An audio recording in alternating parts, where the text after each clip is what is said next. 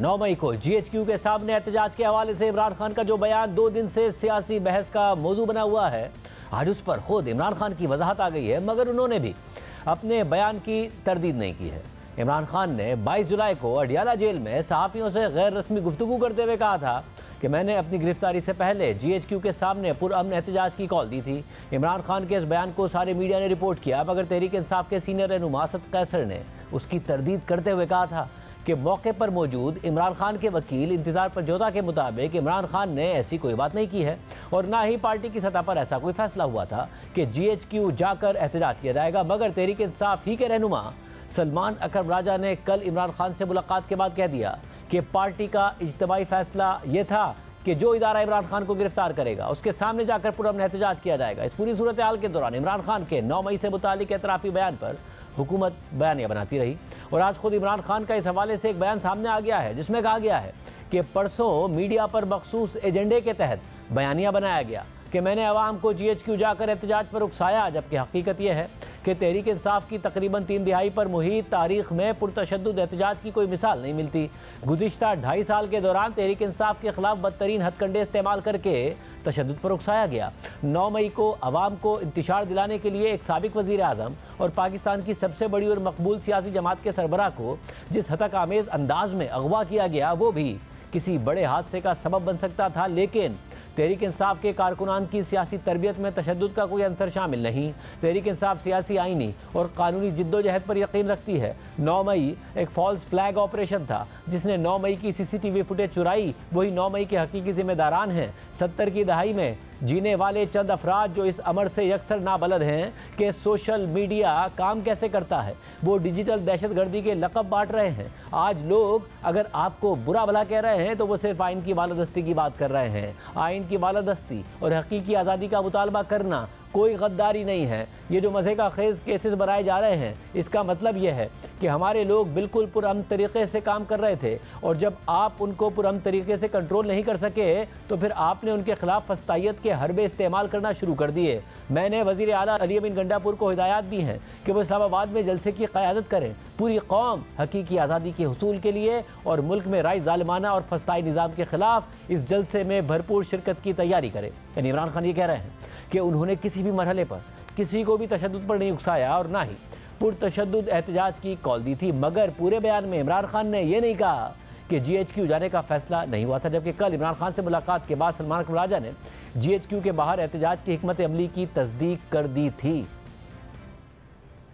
उन्होंने 9 मई के हवाले से किसी बात का कोई एतराफ़ नहीं किया। ये उनका पहले से मौक़िफ़ मौजूद है कि जब 14 मार्च को ज़मान पार्क उनके घर पर हमला हुआ, उसके बाद उन पर हमला किया गया जुडिशल कॉम्प्लेक्स में 18 मार्च को, तो हमला आवरों में रेंजर्स और ISI के लोग शामिल थे। उसके बाद पार्टी में ये फैसला हुआ कि अगर दोबारा ऐसी हरकत हुई, अगर पुलिस के मामलात में रेंजर्स या ISI या किसी और इदारे ने जिसका ताल्लुक नहीं बनता मुदाखलत की, तो फिर एहतजाज होगा, पुरअमन एहतजाज होगा और एहतजाज वहाँ होगा जहाँ होना चाहिए, वो GHQ हो या कोई और दफ्तर हो।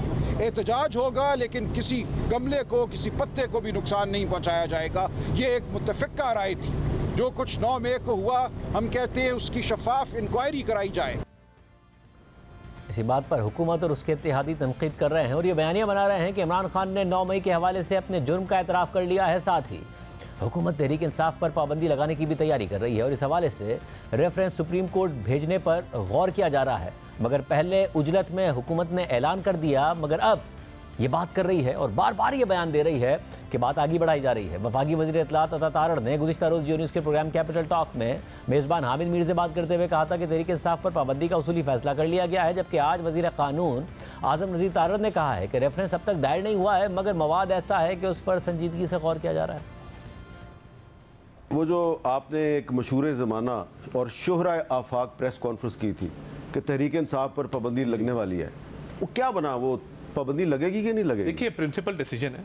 प्रिंसिपल डिसीजन क्या होता है कि आप एक प्रिंसिपल डिसीजन लेते हैं, उसकी बुनियाद रखते हैं और उसके बाद फिर उसकी मुशावरत और बाकी सिलसिला पूरा करते हैं। हतमी फैसला कब होगा? हतमी फैसला तब होगा जब तमाम मुशावरत मुकम्मल कर ली जाएगी, जब तक सारे जो हमारे एलाइज हैं वो ऑन बोर्ड नहीं होंगे और इस पर थ्रेडबेयर डिस्कशन नहीं होगी और इसके पॉलिटिकल और लीगल दोनों एंगल्स जो है वो पूरी तरह थ्रैश नहीं होंगे, रेफरेंस तब तक जाहिर है नहीं जाएगा। लेकिन मटीरियल ऐसा है कि इस पर बात हो रही है और ये संजीदगी से कंसिडर किया जा रहा है।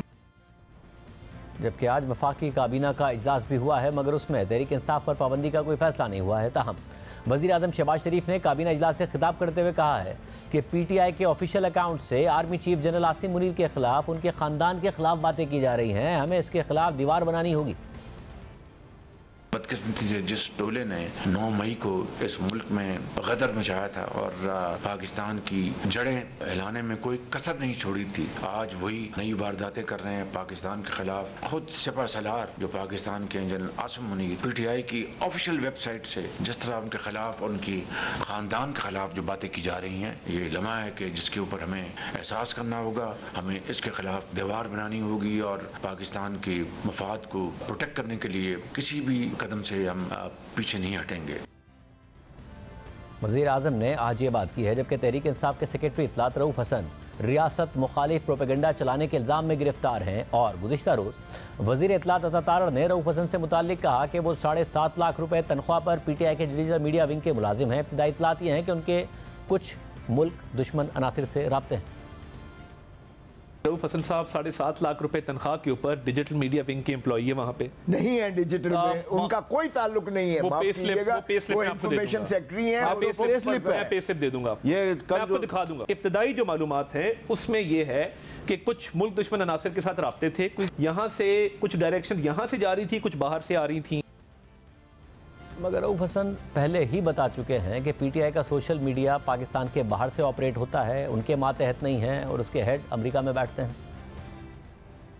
उर्दू में अगर कहें तो खान साहब को पता नहीं था इस वीडियो का? नहीं, बिल्कुल नहीं पता था। ये कैसे हो सकता है? आप मैं सब जानते हैं कि इमरान खान PTI उनका अपना ट्विटर अकाउंट है। अगर उनका अपना भी है तो वो इसको ऑपरेट नहीं कर रहे हैं इस वक्त। देखिए वो जेल कौन ऑपरेट कर रहा है? कोई तो ये मुझे इंक्वायरी करनी पड़ेगी कि कौन इस वक्त इंक्वायर करना पड़ेगा, बिकॉज सोशल मीडिया में हैंडल नहीं करता। सोशल मीडिया मेरी एम्बिट में आता ही नहीं है, so I don't handle it. So that's an independent unit, जो कि पाकिस्तान के बाहर से ऑपरेट होता है। क्या लगता है कि डिलीट हो जाएगी? देखिए अगर उसमें कोई ऑब्जेक्शनेबल चीज है और आप कह रहे हैं तो ऑब्जेक्शनेबल हो सकती है, तो मैं उसको देखेंगे। अगर है ऑब्जेक्शनेबल तो I discuss it with the social media team जो अमेरिका में बैठते हैं, जो उनका हेड है, उससे मैं बात करूंगा। और